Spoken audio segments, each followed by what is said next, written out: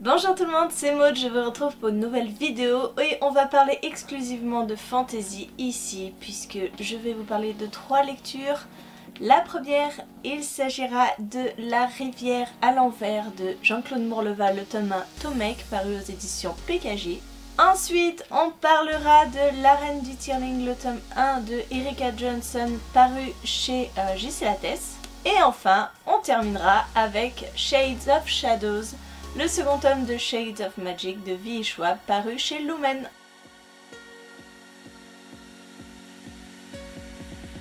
On commence avec ce petit livre jeunesse. Comme vous pouvez le voir, je me suis arrêtée au premier tome. Ici, il s'agit d'une intégrale qui concerne les deux tomes, donc Tomek et Anna. Je n'ai lu que le premier tome et c'était, ma foi, une assez bonne lecture, même si c'était pas extraordinaire. Pour moi, c'est de la fantasy, mais ça pourrait peut-être plus s'apparenter à autre chose puisque tout au début du livre, on nous explique que nous sommes dans notre monde à un temps où l'on n'avait pas encore inventé le confort moderne, les jeux télévisés, ni les magasins, ni les grandes surfaces, etc. C'était autrefois. Sauf que pour moi, c'est vraiment un univers complètement inventé. Nous y suivons Tomek, qui est un jeune garçon de 13 ans, il me semble, qui tient un petit commerce dans un petit village. Et ma foi, il s'ennuie beaucoup, beaucoup, beaucoup. Il rêve d'aventure, il rêve de parcourir le monde. Et il va rencontrer Anna, une jeune fille qui arrive dans son magasin, qui va lui demander s'il a tout ce qu'elle cherche. En effet, Tomek a tout dans son magasin, il le prouve, elle lui achète une sucette et elle repart, sauf que elle a laissé un petit quelque chose sur son passage et Tomek va se dire que c'est le moment. C'est le moment ou jamais. Il va partir à la recherche d'Anna et il va parcourir le pays à la recherche de la rivière à l'envers, cette fameuse rivière qui coule dans le sens inverse jusqu'à arriver à une source qui normalement rend la vie éternelle. C'était plutôt agréable, je vous dis, ça se lit très bien, ça se lit très vite, mais c'est très bref, voilà, on n'a pas vraiment le temps de s'attacher à Tomek, à Anna. Il vit des aventures complètement farfelues au sein d'une forêt de l'oubli. Voilà, une aventure de fantaisie, une quête de fantaisie. Et ce premier tome s'achève. Donc je me dis que comme l'histoire est finie, et ben le second tome qui est sur Anna, je pense que ce sera la même aventure mais vécue de la, voilà, du regard d'Anna.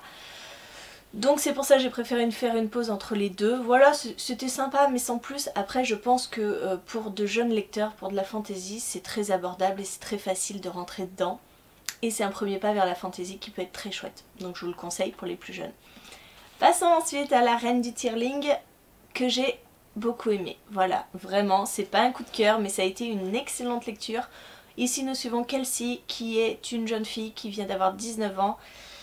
Et en fait, un jour, des gardes de la reine vont venir frapper à la porte de sa chaumière où elle vit depuis toujours avec ses parents adoptifs.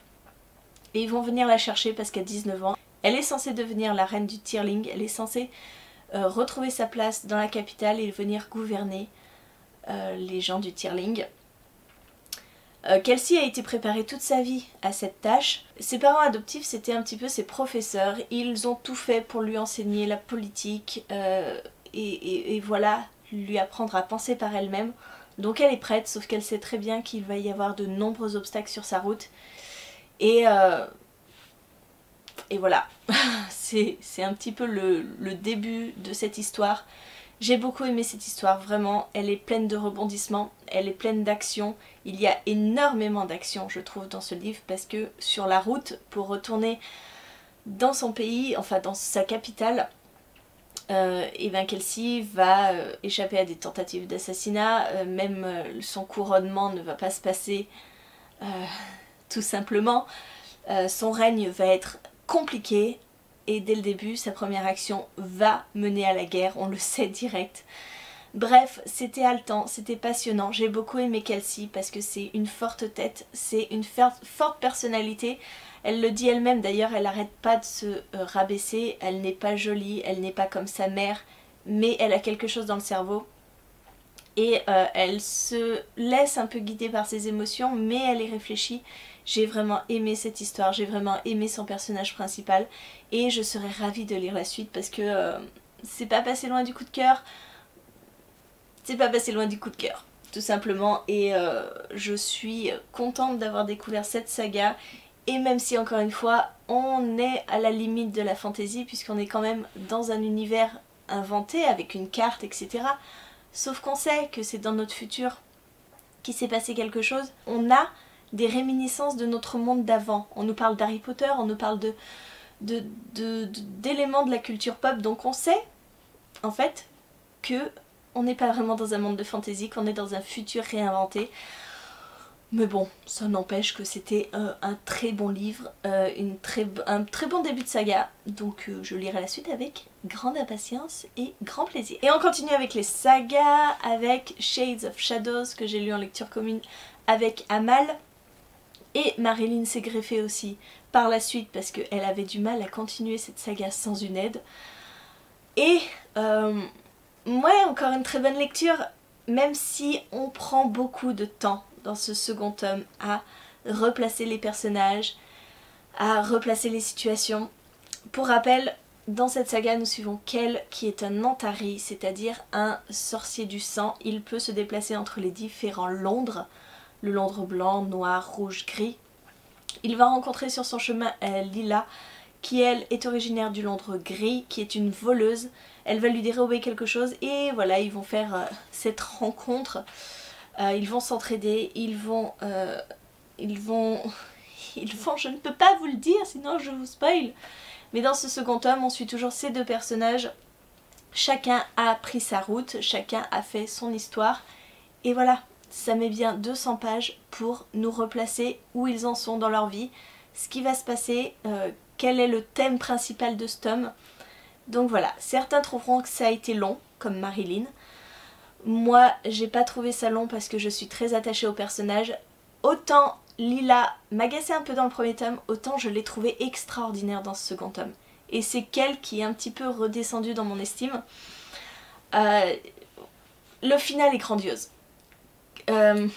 Ici, on va suivre un tournoi où les pouvoirs vont être utilisés. Donc on est dans le Londres rouge. Beaucoup de participants vont être là pour prouver leur force, leur puissance. Et j'ai aimé, à partir du moment où on rentre dans le tournoi, et ben je n'ai plus pu lâcher ce livre. C'est vrai qu'au début c'est lent, oui, mais je pense que c'est quand même assez nécessaire. Et oui, il faut presque la moitié du livre pour que on se rende compte qu'en fait, le but principal de ce livre, c'est de parler du tournoi, mais pas que. Mais ça ne m'a pas gênée du tout, j'ai adoré. Et qu'est-ce que c'est haletant après. Je vous jure, l'action est tout le temps présente. Et on commence à s'inquiéter pour les personnages, on commence à voir une trame qui arrive et quelque chose qui présage quelque chose de pas du tout bon. On commence à se faire des plans dans sa tête, à se dire ah, il va se passer ça, il va se passer ça. Non, le tome peut pas finir là-dessus. Eh bien si. Autant le premier tome se terminait, on n'avait pas besoin forcément de lire la suite. Autant celui-là se termine, vous n'avez qu'une chose, qu'une envie de faire, c'est vous jeter sur le prochain tome, qui n'est pas sorti, je vous le rappelle. Donc c'était magique. Ouais, moi j'ai adoré, j'avais eu un petit coup de cœur pour le premier tome. J'en suis pas loin non plus pour ce second tome, malgré le fait que peut-être la première partie, de par ce manque d'action, ce manque de perspective, m'empêche de donner un coup de cœur, mais la suite rattrape largement tout ça et j'adore Kell, j'adore Lila, j'adore toujours leur duo. Je les trouve extrêmement bien brossés, extrêmement bien détaillés, je les aime. J'aime aussi Rai, j'aime tous les personnages secondaires et j'ai peur pour eux et cette fin ne me convient pas du tout. Pas du tout. Il me faut la suite. Tout de suite. Voilà, je vous ai parlé de ces 3 lectures de fantasy. J'espère que la vidéo vous a plu. N'hésitez pas à me dire en commentaire si vous avez lu un de ces livres. Si comme moi vous attendez avec impatience la fin de Shades of Magic. Si vous aussi vous avez commencé la Reine du Tearling, dites-moi tout, n'hésitez pas. En attendant, je vous fais des gros bisous, je vous souhaite une très bonne journée, de très bonnes lectures et je vous dis à très bientôt pour une nouvelle vidéo.